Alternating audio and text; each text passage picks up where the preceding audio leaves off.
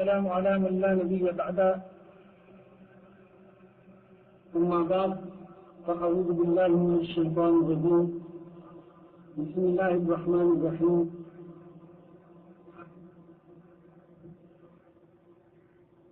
يا أيها الذين آمنوا ادخلوا في السلم كافة ولا تتبعوا خطوات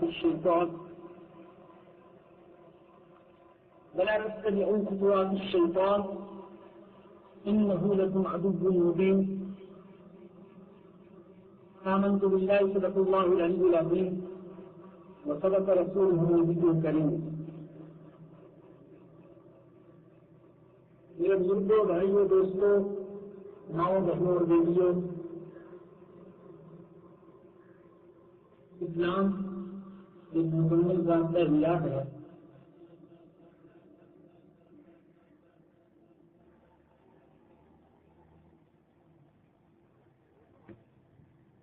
اسلام ایک مکمل ضابطۂ حیات ہے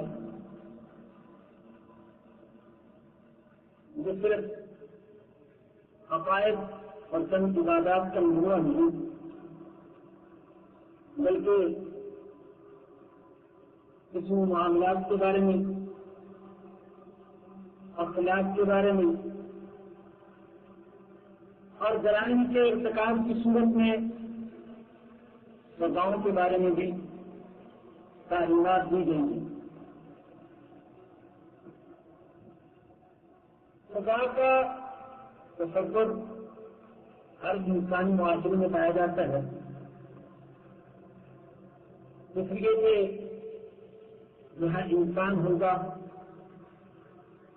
وہاں گناہ اور جرم بھی ہو سکتا ہے. معصوم صرف انبیاء کرام علیہ السلام ہیں. انبیاء کرام علیہ السلام کے علاوہ جتنے بھی انسان ہیں، ہاں وہ کتنی ہی ایک صحیح، ان سے جرم اور گناہ کا ارتکاب ممکن ہے. جب جرم ہوگا تو سزا بھی دی جائے گی، لیکن خود بھی بات تو جرم کیا ہے اور کیا نہیں، کون سا عمل گناہ ہے اور کون سا عمل گناہ نہیں، اس کے بارے میں ہر ایک معاشرے کا اپنا اپنا پیمانہ ہے، اپنا اپنا معیار ہے، سوچنے کا اپنا اپنا انداز ہے. مثال کے طور پر غیر مسلم معاشرے میں زنا بالرضا یہ کوئی گناہ نہیں، البتہ زنا بالجبر کو وہ گناہ شمار کرتے ہیں. لیکن اسلام کے اندر زنا کسی بھی صورت میں کیوں نہ ہو، خاص نکاح کے ساتھ ہو یا جبر کے ساتھ ہو، یہ گناہ ہے. پھر یہ کہ کون سے جرم پر کیا سزا دی جائے گی. اسلام نے جرائم کو اور ان کی سزاؤں کو 3 صورتوں میں تقسیم کیا ہے.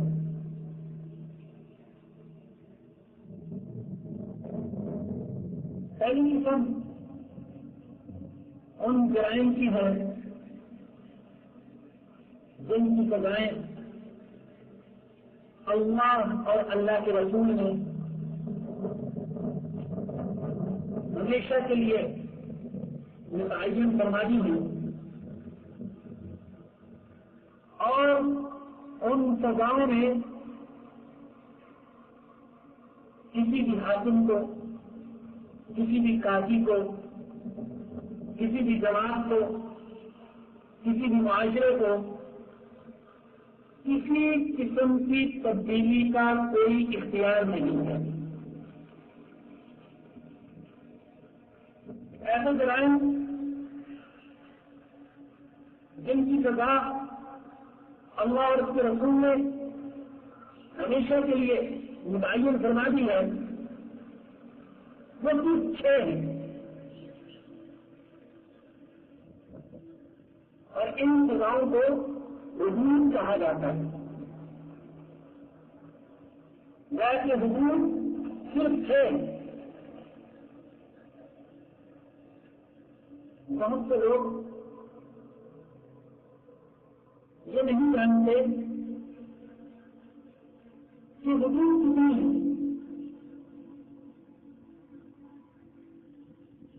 جہالت کی باوجود اس بارے میں بحث کرنا شروع کر دیتے ہیں تاکہ ہم کو پہلے کی یاد رہے.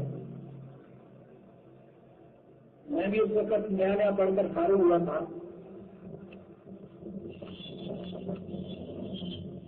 بحث اور مناظرہ کا آج بھی مزاج نہیں ہے، اس وقت بھی مزاج نہیں تھا. ایک صاحب سے بات چیت ہوئی اور وہ نہ صرف یہ کہ موجودہ علماء کو حد سے تنقید بنا رہے تھے بلکہ امام ابو حنیفہ رحمۃ اللہ علیہ پر بھی تنقید کر رہے تھے. بڑے بھڑیے کے ساتھ، بڑی دلداغی کے ساتھ بات چیت ہوتی رہی. میں نے ان سے سوال یہ کر لیا کہ حدود کتنی ہے.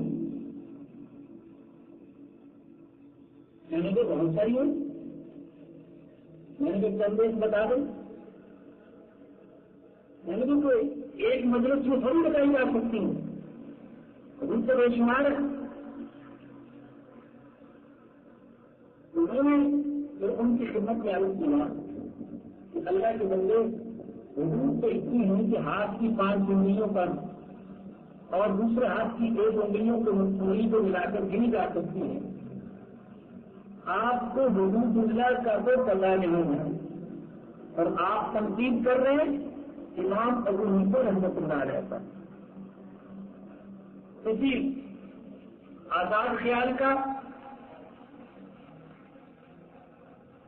کسی مخالف علماء کا لیکچر یا کوئی بیان یا تقریب سن کر آگے یا کسی کتاب کا مطالعہ کر لیا اور بحث اور جرح اور تنقید شروع کر دی امام ابو حنیفہ رحمۃ اللہ علیہ پر، جن کے ماننے والے اور جن کی فقہ پر چلنے والے اس وقت دنیا میں سب سے زیادہ ہیں، تمام کی تعداد. تو حدود ہے یعنی چوری، ڈاکہ زنی، قتل یعنی تہمت لگانا، شراب نوشی، ارتداد یعنی اسلام قبول کرنے کے بعد اسلام سے کھل جانا، اور زنا. انہیں حدود اللہ کہا جاتا ہے اور ان کی مقدار اللہ اور اللہ کے رسول نے کتاب و سنت میں ہمیشہ کے لیے متعین کر دی. اس لیے کہ یہ گناہ ایسے تھے کہ اگر ان کی سزا متعین نہ دی جاتی تو اندیشہ تھا کہ مجرم جری ہو جاتے اور ان کی دیکھا دیکھی مجرموں کی ایک بڑی کھیل اور بڑی جماعت تیار ہو جاتی. کیا آپ نے دیکھ رہے آج جب زنا کے مجرموں کو سزا نہیں دی جاتی تو ان کے حوصلے اتنے بڑھ جاتے ہیں اور ان کے اندر برائی کے جراثیم ایسے سرایت کر جاتے ہیں کہ وہ صرف بنا بالاختیار پر، بنا بالرضا پر اکتفا نہیں کرتے، بلکہ بنا بالجبر کی صورتیں ڈھونڈتے ہیں۔ ان میں ایسے بھی ہیں جو حیوانات تک کے ساتھ بدکاری کرتے ہیں، ایسے بھی ہیں جو معصوم بچیوں کو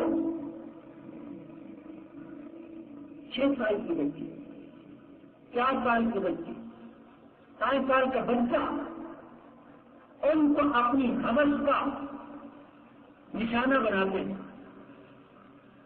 آپ چوروں کو دیکھ لیں، جب انہیں سزا کا خوف نہیں رہتا تو ان کا حال یہ ہو جاتا ہے کہ وہ چوری کو ایک باقاعدہ پیشے کے طور پر، ایک ذریعہ معاش کے طور پر اختیار کر لیتے ہیں، اور جب کتنے ہی بے روزگار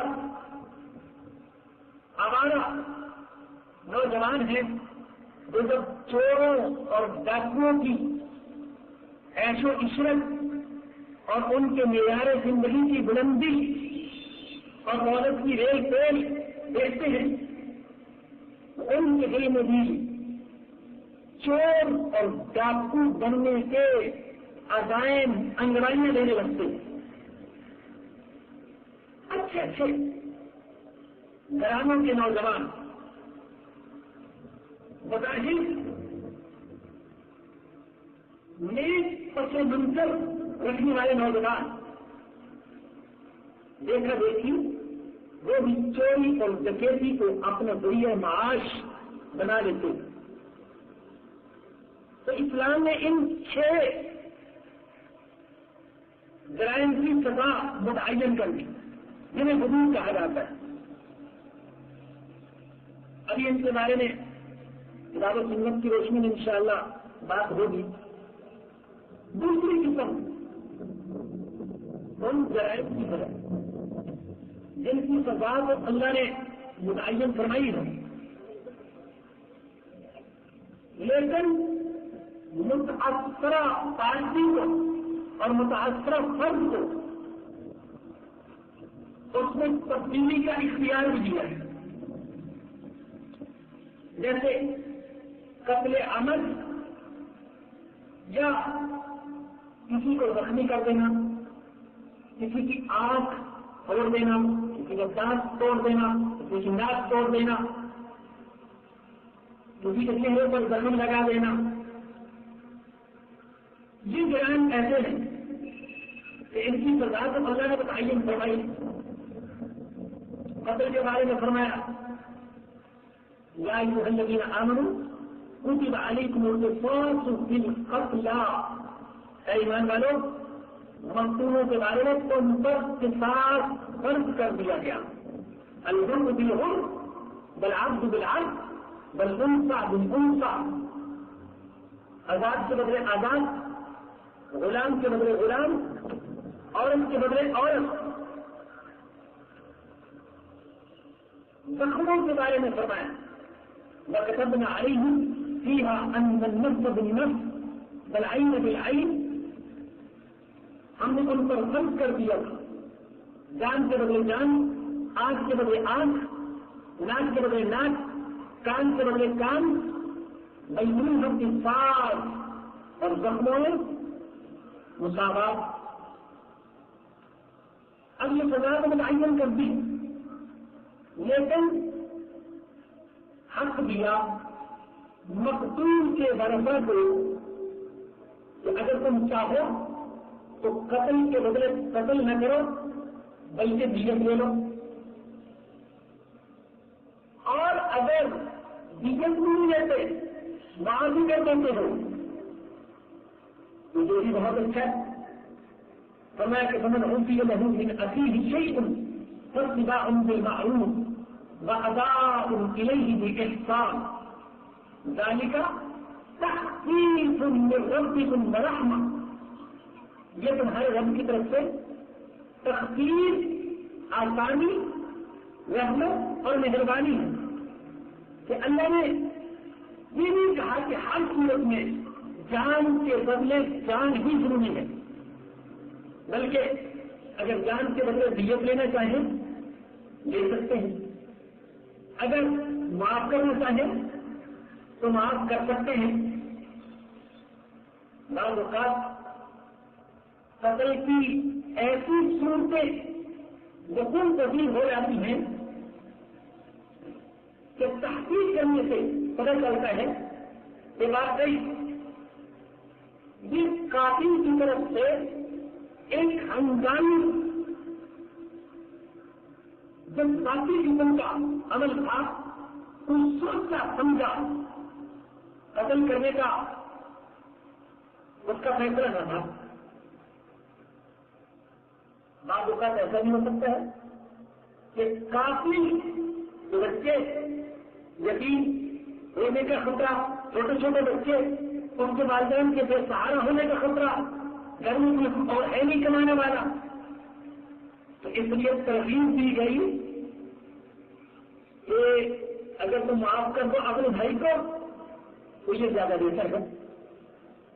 تو جرائم کی یہ دوسری صورت جس میں اللہ نے سزا کو متعین کی ہے، لیکن اس میں متاثرہ فریق کو رد و بدل کا اختیار ملا ہے۔ جرائم کی تیسری صورت وہ یہ ہے کہ اللہ نے جرم کی کوئی سزا متعین نہیں فرمائی، بلکہ وقت کے حاکم، وقت کے قاضی، وقت کے جج کی تناظیر پر چھوڑ دیا کہ زمان اور مکان کو دیکھ کر، حالات اور اسباب کو دیکھ کر، منظر اور پس منظر کو دیکھ کر، جرم اور جرم کی نوعیت کو دیکھ کر تم جو چاہو سزا تجویز کر سکتے ہو۔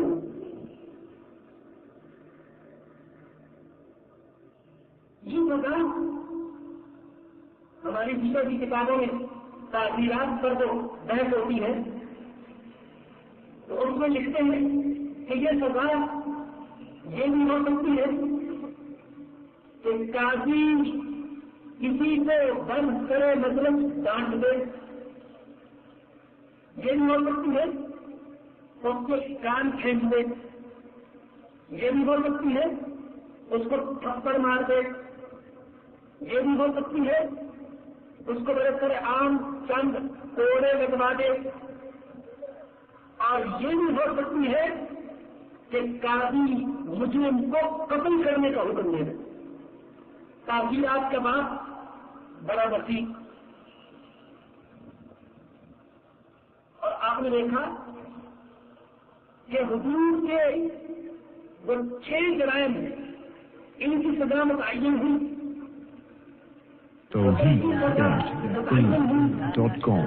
اور ان 7 جرائم کے علاوہ جتنی بھی جرائم ہیں، ظاہر ہے کہ سینکڑوں اور ہزاروں قسم کے جرائم ہو سکتے ہیں، ازدواجی زندگی کے بارے میں جرائم ہو سکتے ہیں، طلاق کے بعد میں جرائم ہو سکتے ہیں، مالی معاملات کے جرائم ہو سکتے ہیں، خرید و فروخت کے جرائم ہو سکتے ہیں، دکان اور مارکیٹ کے جرائم ہو سکتے ہیں، ٹریفک کے جرائم ہو سکتے ہیں، سینکڑوں اور ہزاروں قسم کے جرائم وہ ہیں جن کی سزا شریعت میں متعین نہیں کی ہے، بلکہ قاضی، جج اور حاکم کی سماعت پر چھوڑ دیا۔ البتہ علماء فرماتے ہیں چونکہ اس درد پرستی، دولت پرستی اور سفارش کے چلن کے دور میں ممکن ہے جج کسی کی چمک سے متاثر ہو جائے، تقری بارش سے متاثر ہو جائے، لہذا حکومت یہ کر سکتی ہے کہ مختلف جرائم کی سزاؤں کا تعین قاضی کی صلاحیت پر چھوڑنے کی بجائے خود ان کے لیے قانون سازی کر دے، جیسا کہ آج کل ایسا ہی ہوتا ہے، مختلف جرائم کے لیے قانون سازی کر دی گئی ہے جب وقت پہ ضرورت کر دی جاتی ہے۔ تو یہ 3 قسم کے جرائم ہیں اور 3 قسم کی سزائیں، حدود، قصاص اور دیت، اور تیسری قسم تعزیرات۔ جہاں تک حدود کا تعلق ہے، وہ 6 جرائم جن کی سزا اللہ نے خود متعین فرما دی، ان میں سے پہلے نمبر پر ہے سرقہ، چوری۔ سورۃ المائدہ کی آیت نمبر 38 میں ہے، اللہ فرماتے ہیں والسارق والسارقۃ فاقطعوا ایدیہما جزاء بما کسبا نکالا من اللہ۔ چوری کرنے والا مرد اور چوری کرنے والی عورت، ان سے ہاتھ کاٹ دو، یہ سزا ہے اس جرم کی جو انہوں نے کیا، اور اللہ کی طرف سے لوگوں کے لیے اس میں عبرت کا سامان ہے۔ عام طور پر قرآن کا انداز یہ ہے کہ قرآن کوئی حکم یا کوئی قانون مردوں کے لیے بیان کرتے ہیں اور عورتیں اس میں خود بخود شامل ہو جاتی ہیں، لیکن جب اللہ نے چوری اور زنا ان 2 جرموں کی سزا بیان فرمائی تو مرد کا ذکر الگ کیا اور عورت کا ذکر الگ کیا، تاکہ کوئی یہ نہ سمجھے کہ شاید مرد کو تو چوری اور زنا کی سزا دی جائے گی، لیکن عورت کو کمزور ہونے کی وجہ سے سزا نہیں دی جائے گی۔ اللہ نے صراحتاً ذکر فرمایا چوری کرنے والا مرد اور چوری کرنے والی عورت، ان دونوں کے ہاتھ کاٹے جائے۔ البتہ یہ کیا کہ جہاں چوری کی سزا ذکر فرمائی تو مرد کا ذکر پہلے، عورت کا ذکر بعد میں، اور جہاں زنا کی سزا ذکر فرمائی سورہ نور میں الزانیۃ والزانی، تو وہاں عورت کا ذکر پہلے کیا اور مرد کا ذکر بعد میں کیا، اس لیے کہ چوری چکاری میں عام طور پر مرد ملوث ہوتے ہیں، عورتیں شاذ و نادر چوری کا ارتکاب کیا کرتی تھی ہر زمانے میں، لیکن شاذ و نادر خود خیر القرون کے زمانے میں، یعنی ہمارے آقا حضرت محمد رسول اللہ صلی اللہ علیہ وسلم کے زمانے میں، آپ کی حیات طیبہ میں ایک عورت چوری کرتے ہوئے پکڑی گئی، اور اتفاق سے اس عورت کا نام بھی فاطمہ۔ آپ نے فیصلہ فرمایا جس کا ہاتھ کاٹ دیا جائے۔ بڑے قبیلے کی وہ خاتون تھی، لوگوں نے کہا کہ کسی طریقے سے سفارش کروائی جائے، کیونکہ اگر ہماری قبیلے کی اس خاتون کا ہاتھ کٹ گیا تو پورے عرب میں اور معاشرے میں ہماری ناک کٹی جائے گی۔ اب سفارش کون کرے؟ نگاہیں دوڑائی تو جا کر نظر ٹھہری حضرت اسامہ بن زید کا رضی اللہ تعالی عنہ۔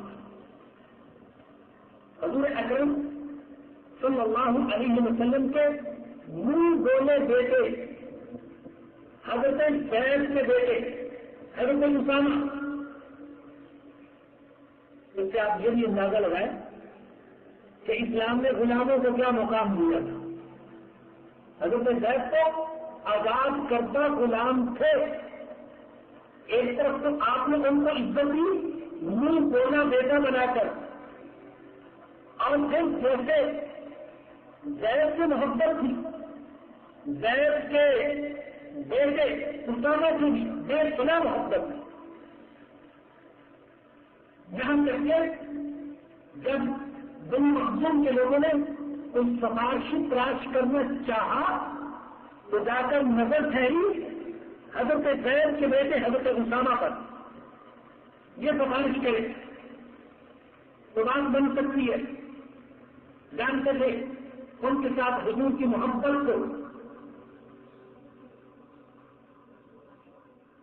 اللہ اکبر۔ ضمن ایک اور بات یاد آ گئی سبق آموزی کے لیے عرض کرتا ہوں۔ سیدنا عمر بن خطاب رضی اللہ عنہ نے جب مسلم صحابہ کے وظائف متعین کیے تو حضرت اسامہ کا وظیفہ اپنے بیٹے عبداللہ سے زیادہ متعین کیا۔ فطری طور پر ان کو اشکال ہوا کہ میری خدمات بھی اسامہ سے تو کم نہیں ہے، کہ ان کا وظیفہ زیادہ اور میرا وظیفہ کم کیوں؟ اپنے ابا سے شکوہ کیا تو حضرت عمر رضی اللہ عنہ نے بنا جھجک بنا توقف فرمایا عبداللہ، حضور اکرم صلی اللہ علیہ وسلم کی نظر میں اسامہ کا باپ تیرے باپ سے زیادہ محبوب تھا، اور اسامہ کچھ سے زیادہ حضور صلی اللہ علیہ وسلم کی نظر میں محبوب تھا، لہذا میں نے اپنی محبت پر حضور کی محبت کو ترجیح دی۔ اسامہ کا وظیفہ میں نے زیادہ مقرر کیا ہے تو اسامہ کو تیار کیا سفارش کے لیے، ڈرتے جھجکتے ان کی اطراع پر دربار رسالت میں حاضر ہو گئے۔ جب حضور نے اسامہ کی زبان سے سفارش کے الفاظ سنے تو آپ کے چہرے اندر کا رنگ متغیر ہو گیا، غصے کی سرخی چھا گئی، اور آپ نے فرمایا اسامہ اتشہد فی حد من حدود اللہ، کیا اللہ کی حدوں میں سے ایک حد کے بارے میں تم سفارش کر لے گا؟ سفارش تم سے پہلے جو قومیں تھی وہ اسی لیے تباہ ہو گئی کہ جب ان کا کوئی چھوٹا ظلم کرتا تھا تو اسے سزا دی جاتی تھی، اور جب بڑا ظلم کرتا تھا تو سفارش کے طور پر بچ جاتا تھا۔ اور پھر آپ نے وہ تاریخی جملہ فرمایا جو عدل و قضا کی تاریخ میں سنہری حروف سے لکھے جانے کے قابل ہے۔ آپ نے فرمایا یہ تو قبیلہ بنو مخزوم کی عورت فاطمہ تھی، اللہ کی قسم اگر محمد کی بیٹی فاطمہ بھی چوری کرتی تو میں اس کا ہاتھ بھی کاٹ دیتا۔ یہ تھا وہ اسلام کا قانون عدل اور نظام مساوات اور اس کا عملی مثال، جس کی وجہ سے بڑے بڑے خاندانوں سے تعلق رکھنے والے مسلم بھی یہ جانتے تھے کہ اگر ہم نے بھی ظلم کیا تو ہم پر بھی اسلام کا قانون جاری ہوگا. ایک اور بات سن لیجیے. جبلا بن احم غسان کا بادشاہ اسلام قبول کر لیا, طواف کر رہا تھا. اس کی چادر پر ایک غریب مسلمان کا پاؤں آ گیا. اس نے کھینچ کر اس کو تھپڑ مار دیا. وہ فریادی بن کر حاضر ہوا. عدالت فاروق کی فاروق اعظم نے بلا لیا جبلا کو. کیا اس کو تھپڑ مارا؟ ہاں تھپڑ مارا. وہ تو جاہلیت کا نقشہ تھا, وہ ابھی تک دل و دماغ پر چھایا ہوا تھا. ہاں میں نے تھپڑ مارا. تو فرمایا کہ اس تھپڑ کے بدلے میں یہ تمہیں بھی ایک تھپڑ مارے گا. تمہیں یہ کیسے ہو سکتا ہے؟ میرے جیسے امیر کے لیے بجلی قانون, وہ ایک غریب کے لیے. آپ نے سمجھا کہ اسلام کے اندر ایسا ہی ہے. اسلام میں ایسی ہے, مساوات ہے, عدل ہے. اس تھپڑ کا مطلب تم سے لیا جائے گا. اس نے غور و فکر کی مہارت مانگی اور کام کیا, منتخب ہو گیا. آپ نے اس کا چلے جانا گوارا کر لیا, لیکن اسلام کے قانون عدل پر حلف آنا آپ نے گوارا نہیں فرمایا. انکلوں میں سے اگر کے عورتوں سے چوری کا جرم شاذ و نادر ثابت ہوتا تھا اتنی کہہ رہا ہوں کہ آج ہمارے ماڈرن اور ترقی یافتہ اور تعلیم یافتہ دور میں جہاں عورت ہر میدان میں مرد کے ساتھ کندھا ملا کر چل رہی ہے, اب تو اخبارات دیکھیں تمہاری موت ہے کہ چوری اور ڈکیتی میں بھی عورت مرد کے ساتھ کندھا ملا کر چل رہی ہے. تو جہاں چوری کی سزا کا ذکر کیا وہاں مرد کا ذکر پہلے, عورت کا ذکر بعد میں, اور جہاں زنا کی سزا کا ذکر کیا وہاں عورت کا ذکر پہلے اور مرد کا ذکر بعد میں. اس لیے کہ عام طور پر زنا کا جرم صادر نہیں ہو سکتا جب تک کہ عورت کا تعاون نہ ہو. اس لیے عورت کا ذکر پہلے کیا اور مرد کا ذکر بعد. دوسری حد ڈکیتی کی ہے, رہزنی کی ہے. سورہ مائدہ کی آیت نمبر 33 میں اللہ نے اس کی سزا ذکر فرمائی. انما جزاء الذین یحاربون اللہ ورسولہ ویسعون فی الارض فسادا ان یقتلوا او یسلبوا او تقطع ایدیہم وارجلهم من خلاف او ينفوا من الارض.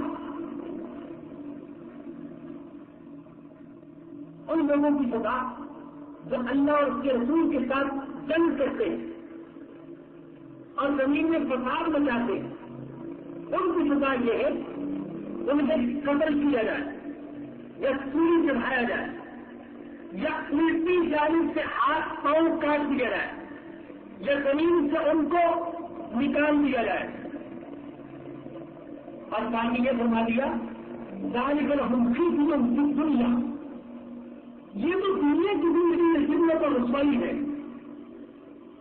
ولہم فی الآخرۃ عذاب عظیم, مت سمجھے کہ اگر دنیا کی سزا ان پر جاری کر دی گئی تو وہ آخرت کی سزا سے بچ جائیں گے. ان کے لیے آخرت میں بڑا عذاب ہے. الا الذین تابوا، سوائے ان کی جو توبہ کر لیں من قبل ان تقدروا علیہم فاعلموا ان اللہ غفور رحیم. یہ ڈکیتی اور راہدری اور چوری میں فرق کیا ہے؟ چوری میں یہ ہوتا ہے کہ کوئی شخص کسی کا مال خفیہ طریقے سے اڑا دیتا ہے، اور راہدری میں یہ ہوتا ہے کہ طاقت کے زور پر اپنے ایک کی نمائش کر کے دوسرے کو دبا کر سینہ چوری کے ساتھ ان کا مال ہتھیا ہے. اور علماء کہتے ہیں کہ ان کی 4 صورتیں ہو سکتی ہیں. پہلی صورت یہ کہ ڈاکوؤں کے کسی گروہ نے طاقت کے طور پر دہشت پھیلائی، کسی کو دبا لیا، لیکن نہ مال لوٹ سکے نہ کسی کو قتل کر سکے. تو ان کی سزا یہ ہے کہ ان کو جیل میں رکھا جائے جب تک کہ وہ توبہ نہ کر لے. دوسری صورت یہ کہ ڈاکٹروں نے مال لوٹا مگر کسی کو قتل نہیں کیا. اس کی سزا یہ ہے کہ ایک طرف کا ہاتھ اور دوسری طرف کا پاؤں کاٹ دیا جائے.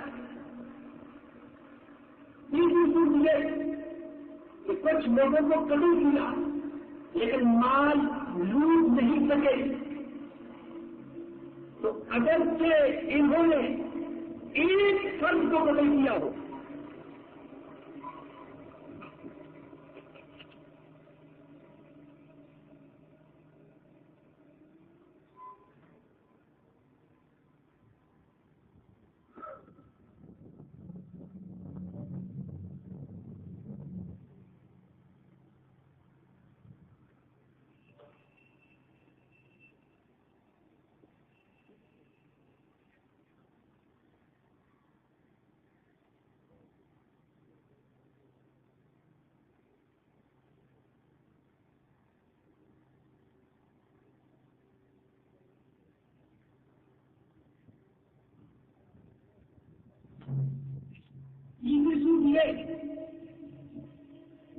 کہ ڈاکٹروں نے کسی کو قتل کیا، ایک کو کیا یا زیادہ کو، مگر مال نہیں لوٹا.